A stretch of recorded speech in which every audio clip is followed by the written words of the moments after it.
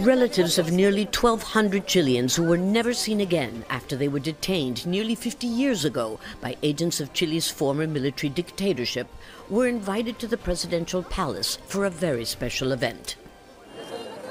Among them, 48-year-old Cristian Martinez. He was still a baby in 1975 when his father left the house to meet another member of the clandestine left-wing organization that he belonged to. He took me with him. When he arrived at the designated corner, the agents were waiting. He'd been betrayed by a comrade who'd broken under torture. My father managed to convince them to drop me off at my grandparents' house nearby before taking him away. We never saw him again. Martinez has been trying to put the pieces together ever since. His mother fled to France with her 2 children, who became friends with the children of another exiled couple. It was only when Martinez returned to Chile as an adult that he discovered that his friend's father was the one who had betrayed his.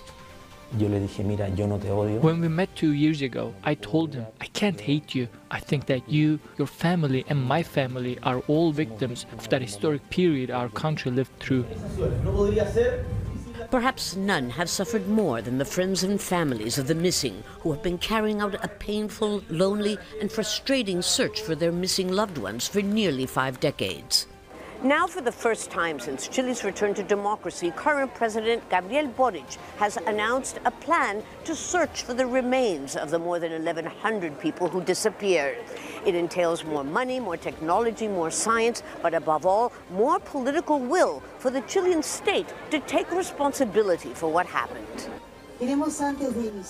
But for the families of the disappeared, there's a mixture of hope and skepticism. More than 2 decades ago, the presumed remains of political prisoners were dug up in this hill.